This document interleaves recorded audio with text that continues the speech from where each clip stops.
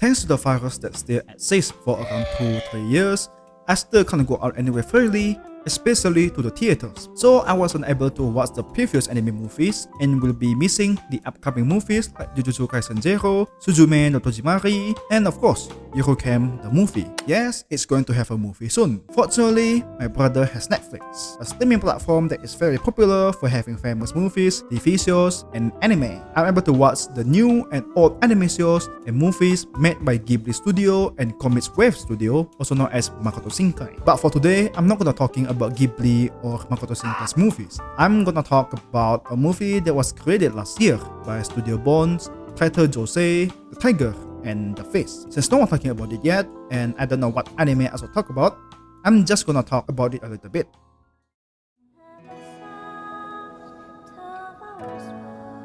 Is that Granblue second season? Sunio Tsuchukawa is a college student who wanted to become marine biology because of his love toward organisms in the sea since a very young age. He's been working a lot of part-time jobs to earn some money to study abroad in Mexico after his graduation. One day, he saved a girl in a wheelchair, Kumiko, who prefers to be called Josee and turned out to be a rude, spoiled, unmannered person. Her grandmother invited him to have dinner with them as gratitude for helping Josee and asked if he would like to work for her to take care of her rude daughter while she's doing pachinko. And thus, the story starts about a fish geek and a curious kid creating a bittersweet relationship as they spend time together from time to time. I never thought we would have another movie where the heroine has a disability or a disease. There's a heroine with a hearing disability, a heroine with pancreas disease, and now this. What next? Heroine having memory problems? If you guys doesn't know, I like Granblue Dreaming. Ever since finished watching the anime adaptation, I hooked to it. This movie feels like Granblue but without the funny parts,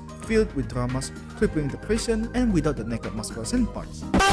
You know what else looks like Granblue? Characters! We have the main protagonist who instead of a drunkard and a bastard is a sea organism geek and does his studies very well. Kohei but loves 3D girls instead of 2D lollies. Chisa but more tsundere, and Keiki but isn't flat, and in my opinion which is shit and just an opinion, a little bit of a bitch. I wasn't really into the heroine when they introduced her. As I just said, she is a rude and unmannered person, but the MC called him a pervert and had the audacity for saying some impolite words to her guest that saved her life. But my stupid opinions about her changed after the story progressed even further. Despite looking like an adult, she is a 9-year-old kid who got trapped in a cage for a very long time, making her rarely have social interaction with people other than her grandmother, rarely go outside of her house, and her curiosity about the world was getting stronger and stronger. After the MC becomes part of her life, her perspective of the world expanded. Not only she can go outside without any worry, but she is also able to become a better person. Looking at her interacting with the world with sparkling eyes was kind of wholesome. It's like a kid that sees colors for the first time. If I have to tell what I like about the main heroine, it would be her curious personality of the world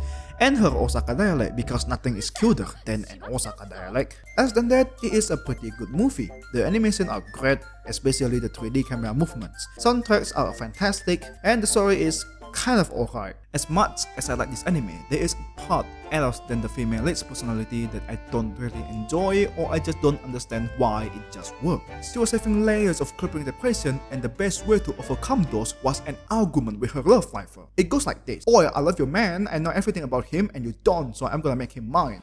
You might be right, but I love him too, so you. If you love him, why don't you go outside and help him, huh? Fine, I will do it."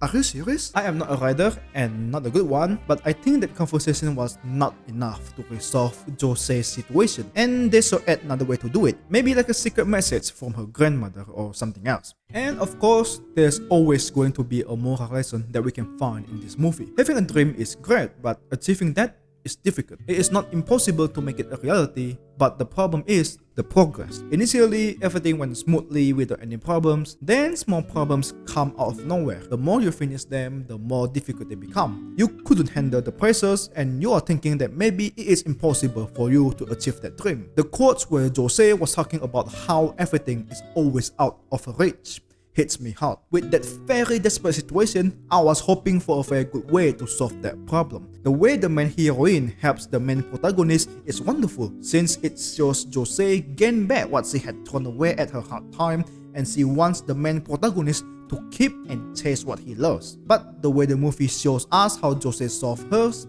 is not. I wish it wasn't the love life thing that solved the problem, but it is what it is. This movie wouldn't instantly influence my life, but I can reminisce about it if I am procrastinating when making YouTube videos one day. If I have to score this movie, I will give it 8.5 out of 10. It was enjoyable, a little bit rushed in solving the problem, but still enjoyable. Watch it, it's a good show. For God's sake, take off your shoes, mate!